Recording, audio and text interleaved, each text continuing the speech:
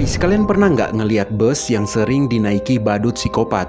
Kalau nggak pernah, kalian wajib nonton video ini. Jadi di video kali ini, si Stromedy bersama teman-temannya lagi mengemudi mobil ke sesuatu tempat gitu guys. Dan saat mereka lagi jalan nih, tiba-tiba mereka nggak sengaja ngelihat ada bus yang dipenuhi dengan badut di dalam. Nah, bus ini adalah bus yang sering mengantar kawanan badut bepergian guys. Ini kayak semacam transportasinya badut psikopat gitu. Pas ngelihat ini bus, si Stromedy ini bilang kalau dia pengen masuk ke sana. Sekedar ngerekam gitulah guys. Akhirnya dia memutuskan untuk pakai kostum badut dia nih dan coba masuk ke sana guys. Oh my god, this is freaking crazy!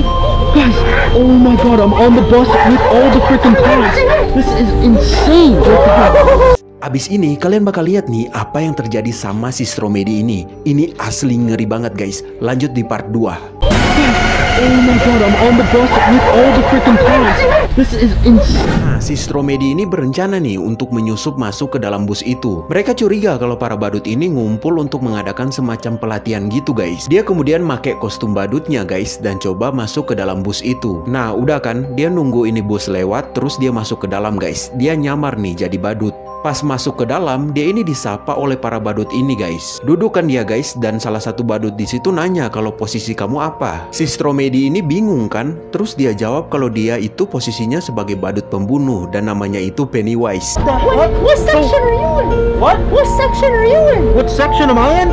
I'm in, like, the killer clown section. Oh, no way! Yeah, That's the section I want to be in. That's the section you want to be Yeah, in? my clown parents said they want me to do that killer clown too. Oh my god. Hi guys. Hi. Hi. So what's your name? My name is Pennywise. Pennywise. Yeah. Oh my god, what the heck? What's your name? My name's Chucky. Chucky? What the hell? What's your guys' name? Twisty. Twisty? Twisty, yeah. Oh my god.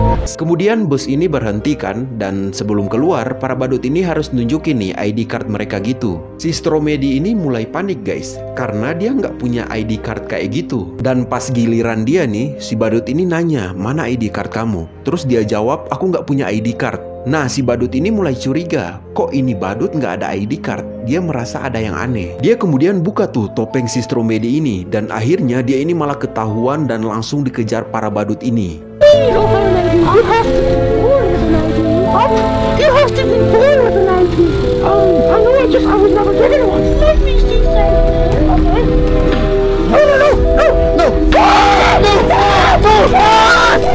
No! Yo! What the heck? Oh my god! Yo! What the heck? Quick! Oh my god! What the hell?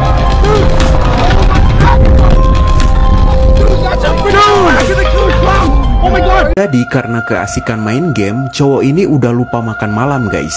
Dan sekarang itu posisinya udah jam 12. Dia kemudian keluar buat cari makan. Kelilingkan dia, tapi semua restoran udah tutup. Akhirnya dia nemu nih satu restoran yang lagi buka, kedai mie ayam gitu, dan di dalamnya ada banyak orang yang makan. Penjualnya ini ramah banget guys, dan mie ayamnya itu juga enak. Selesai makan kan, cowok ini langsung keluar. Tapi pas di luar, dia bertemu dengan ibu-ibu pengemis gitu yang minta uang. Dan karena dia liatnya kasihan, cowok ini langsung ngasih uang dan kemudian dia pulang. Nah, keesokan harinya, cowok ini mau makan ke kedai itu lagi guys. Dan pas di sana, dia bertemu lagi nih dengan ibu-ibu pengemis yang kemarin. Tapi tiba-tiba, nih ibu langsung narik-narik tangannya gitu kan, dan bilang jangan makan di situ kedai setan. Ini cowok langsung ketakutan banget, ngapain nih ibu narik tangan gua? Tapi dia ini hiraukan guys, dia pikir mungkin nih ibu gila kali. Dan karena dia ini lapar banget guys, jadi dia langsung masuk ke dalam dan makan. Tapi saat makan, tiba-tiba dia kepikiran nih dengan apa yang ibu omongin tadi. Jangan-jangan bener nih ini kedai setan. Dia tiba-tiba langsung ketakutan nih, dan dia coba lihat kanan kiri orang yang makan. Dan kemudian lanjut part 2 guys. Terus tiba-tiba ini ibu narik-narik dia dan bilang jangan makan di situ kedai setan. Tapi dia hiraukan aja kan perkataan ibu itu dan kemudian langsung masuk ke dalam. Saat lagi makan, dia kepikiran omongan ibu tadi. Terus dia coba lihat kanan kiri orang yang makan kan. Tapi orang-orang di situ normal kok, orang kayak makan mie biasanya, nggak ada yang aneh. Nah, saat dia keluar dari situ, ini ibu ngehadang dia lagi dan teriak-teriak bilang, "Hei kamu nak, jangan lagi makan di situ." Karena kesel kan nih cowok, terus ini cowok ini nanya, "Ibu kenapa sih?" Terus ibu ini bilang, "Kalau kamu nggak percaya, coba kamu gosokin minyak ini ke alis kamu. Kamu bakal lihat tuh orang-orang semua yang ada di situ setan semua." Dia kayak nggak percaya gitu, tapi dia ambil tuh minyak guys, dan kemudian dia pulang. Nah, pas di rumah dia kepikiran nih buat nyoba tuh minyak besok, dan keesokan harinya dia datang ke kedai itu lagi guys. Tapi sebelum makan dia coba nih gosokin minyak ini ke alisnya. Terus dia coba ngeliat kan kanan kiri, dan ternyata orang-orang yang makan di situ setan semua. Kulit mereka pucat semua guys, kayak mayat gitu. Pokoknya serem banget. Dan mie yang mereka makan itu ternyata ada cacingnya guys. Dan lu bayangin pas dia lihat ke mie-nya, ternyata yang dia makan beberapa hari ini itu mie ada cacingnya guys. Ih, jijik banget. Dia ini ketakutan banget. Tapi pas dia mau kabur, dia nggak sengaja ngenabrak pemilik kedai mie ini. Dan si bapak ini mukanya itu udah serem banget. Terus dia bilang ke cowok ini, "Hei nak, kamu mau kemana? Mie kamu belum bayar."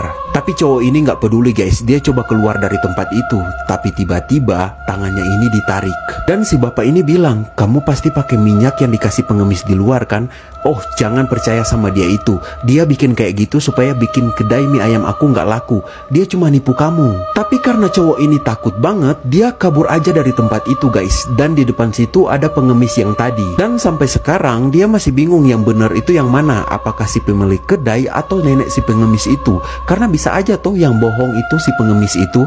Menurut kalian yang mana guys? Jadi awalnya anak ini punya keluarga yang sempurna guys. Dia punya ayah dan ibu, dia hidup dengan enak. Tapi suatu hari datang nih tetangga baru yang kelakuannya itu aneh banget guys. Ini bapak umurnya sekitar 50-an tahun. Dia ini ramah banget sih.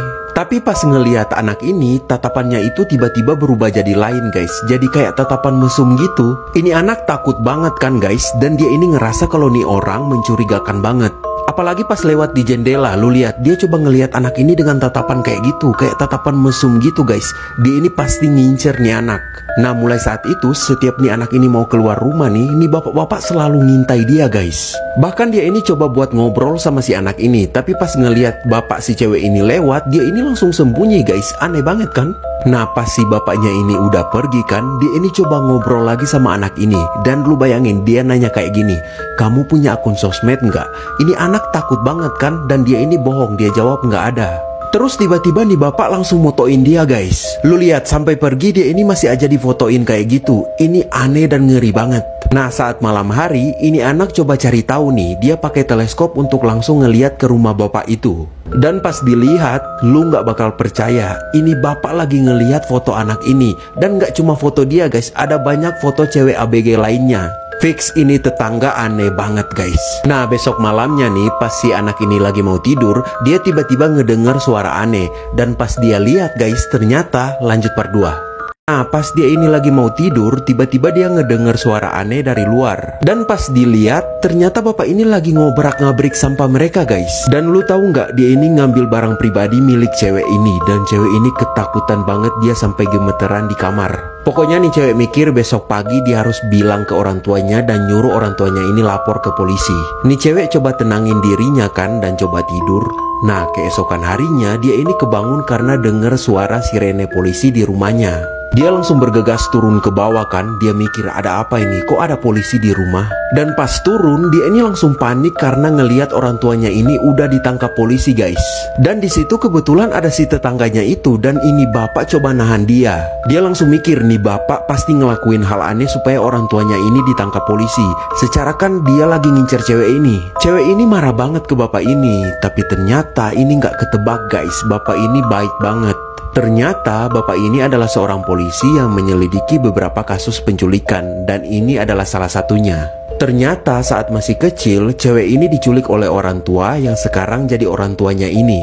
Jadi mereka ini bukan orang tua aslinya guys. Dia diculik dan hilang udah 14 tahun. Dan kenapa polisi itu ngobrak-ngabrik sampah? Supaya dia bisa ngambil barang pribadi milik cewek itu buat dipakai tes DNA. Supaya mereka ini bisa memastikan kalau anak ini adalah anak yang mereka cari. Nah, anak ini lagi liburan bareng keluarganya ke kebun gitu. Mereka metik-metik stroberi kan. Tapi si anak ini ngerasa bosan nih makan stroberi. Dia pergi keluar dan ngeliat ada buah beri lain di luar. Dia makan tuh buah beri ini guys, pokoknya banyak banget. Tapi buah beri ini kayak aneh gitu karena ada mutiara-mutiara kecil-kecil gitu guys. Dan dia coba cium kan, tapi baunya ini enak, jadi dia nggak peduli, pokoknya dia makan aja. Dan pas lagi asik makan, dia ini kemudian dicariin orang tuanya. Orang tuanya ini datang dan marah-marah karena dia ini pergi nggak bilang-bilang. Kemudian mereka pulang kan, tapi dia ini masih sempet bawa beberapa buah beri ini guys. Dan pas sampai di rumah, dia ini kasih ke orang tuanya. Dia ini coba nunjukin mutiara-mutiara kecil yang ada di buah ini. Tapi orang tuanya ini ngeliat kok ada yang aneh. Dan karena penasaran, ibunya ini coba cari tahu di internet. Dan pas dicek, ternyata yang kayak mirip mutiara itu bukan mutiara guys, tapi telur laba-laba. Nah, si anak ini panik guys, karena dia udah banyak banget makan buah ini. Dia ini takut kalau dia bakal berubah jadi laba-laba, karena udah makan buah beri yang ada telur laba-labanya. Dan gak berapa lama berselang, beberapa hari kemudian, air liurnya ini mulai mengental dan di tangan dan kakinya ini mulai muncul jaring laba-laba. Dia ini takut banget dan kemudian lanjut part 2. Nah, ibunya ini kan bilang kalau buah beri yang kamu makan itu ada telur laba-labanya. Cewek ini panik dong guys, dan ini sampai jadi kepikiran ke dia setiap hari. Dia takut banget kalau dia bakal berubah jadi laba-laba. Terus dia sama ibunya datang kan ke dokter buat periksa. Dia cerita nih ke dokter. Tapi dokter ini malah ketawa guys. Dia bilang nggak mungkin lah kalau kamu berubah jadi laba-laba. Udah kan dia coba nggak pikirin itu lagi. Tapi semakin dicoba nggak dipikirin, dia ini malah semakin khawatir. Apalagi dia udah merasa aneh dengan tubuhnya. Dia merasa air liurnya ini mulai mengental. Dan parahnya, tangan sama kakinya ini udah mulai muncul jaring laba-laba. Terus tangannya ini udah mulai membiru dan merasa gatel banget. Dan keluar kayak jaring Spiderman gitu guys. Makin lama tubuhnya ini semakin aneh. Kulitnya mulai berubah. Pokoknya parah banget. Dia takut banget kalau dia bakal berubah jadi Spiderman. Akhirnya untuk yang kedua kalinya, dia balik lagi nih ke dokter buat periksa. Sementara orang tuanya ini guys mulai khawatir. Terus dia ngomong ke dokter mengenai apa yang dia alami itu. Dokter ini malah biasa-biasa aja guys. Dia bilang nggak bakal kejadian apa-apa. Terus dokter jelasin kenapa air liurnya mulai mengental itu karena dia kurang minum dan dapat dehidrasi. Terus karena dia merasa stres dengan pikirannya, makanya kulitnya ini berubah jadi kayak gitu. Dia terlalu khawatir dengan hal itu, makanya itu yang mengganggu pikirannya. Mulai saat itu dia mulai banyak minum air putih guys, dan coba nggak pikirin itu semua. Dan akhirnya kulitnya ini mulai membaik dan dia nggak bakal jadi laba-laba. Cewek ini buat ramuan untuk kakaknya supaya bisa hamil guys. Jadi ceritanya kakaknya ini udah lama nikah tapi belum punya anak nih. Nah, dia ini kan dibiayain kakaknya sekolah di jurusan kimia. Terus karena dia ini ngerasa utang budi, jadi dia mau bantuin nih kakaknya. Dia mau buat ramuan supaya kakaknya ini bisa hamil. Dan karena dia ini terlalu sibuk dengan ramuannya, sampai-sampai dia ini udah nggak berteman lagi dengan anak-anak yang ada di sekolah. Gadis-gadis di sekolah nggak suka sama dia dan sering tuh dia ini dibully. Tapi dia ini nggak peduli guys, dia tetap fokus sama ramuannya itu. Sampai pada suatu hari, dia merasa ramuannya ini udah jadi, udah mantap banget pokoknya. Dia bawa pulang tuh ramuan guys, buat dikasih ke kakaknya. Tapi pas mau pulang, dia ini dihadang oleh salah satu cewek di sekolah yang nggak suka sama dia.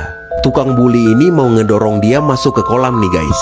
Tapi nggak sengaja, malah cewek yang ngebully ini yang masuk ke dalam kolam beserta ramuan yang ada di dalam tas cewek itu. Menyebarkan tuh ramuan di dalam kolam guys. Dan parahnya nggak berapa lama kemudian teman-temannya yang lain masuk tuh ke dalam kolam buat berenang. Dan keesokan harinya cewek-ceweknya itu datang ke dia nih dan marah-marah. Katanya mereka ini mual-mual. Dan dia ini langsung mikir, jangan-jangan ini karena ramuan gua. Dia langsung bilang ke temannya, mungkin kalian hamil, soalnya kemarin itu ramuan gua jatuh ke kolam tempat kalian berenang. Dengar hal itu, nih cewek-cewek ini langsung panik dan minta tanggung jawab ke dia. Kalau enggak mereka bakal laporin dia ke guru dan dia ini bakal dikeluarin dari sekolah. Dia ini takut kan guys. Terus tiba-tiba dia ini ingat kalau gurunya itu punya ramuan yang bisa dia pakai untuk buat penawarnya. Dia putuskan untuk nyuri tuh ramuan. Tapi pas udah dapat, gurunya ini malah datang guys, dan dia ini malah ketahuan. Lanjut part 2. Ini kan takut banget guys, karena ramuannya itu udah buat teman-temannya ini hamil. Dia harus tanggung jawab nih guys. Akhirnya dia coba nyuri ramuan penawar yang ada di ruangan gurunya nih. Tapi pas mau keluar dari ruangan, dia ini malah ketahuan gurunya. Dia berpura-pura kayak orang lagi tidur sambil jalan supaya gurunya ini nggak curiga. Dan keesokan harinya dia pakai itu ramuan yang dia curi buat bikin ramuan penawarnya guys. Dia dibantuin oleh temannya ini guys. Tapi pas lagi bikin nih ramuan penawar, tiba-tiba gurunya ini pergokin mereka dan akhirnya mereka ketahuan deh. Gurunya ini marah-marah kan dan bilang kalau dia bakal ngeluarin mereka berdua dari sekolah. Akhirnya dia terus terang nih ke gurunya. Dia cerita kalau dia telah bikin teman-temannya itu hamil dengan ramuan yang telah dia buat. Dan dia bilang kalau temannya itu nggak salah apa-apa, dia yang salah. Tapi gurunya ini malah ketawa terbahak-bahak ngedenger hal itu. Dia bingung kan? Terus si gurunya ini nyuruh dia duduk kan dan bilang kalau sebenarnya teman-temannya itu nggak hamil. Mereka mual-mual karena keracunan bahan kimia yang ada di ramuannya itu. Dan akhirnya setelah semua kesalahpahaman yang terjadi, gurunya ini nggak jadi ngeluarin mereka, tapi tetap ngehukum mereka untuk nyapu di halaman sekolah. Dan karena hal itu, dia sama si cewek yang sering ngebulinya ini akhirnya jadi temenan guys. Bahkan si tukang bully ini bantuin dia buat ngebuat ramuan supaya kakaknya itu bisa hamil. Dan akhirnya tamat deh guys.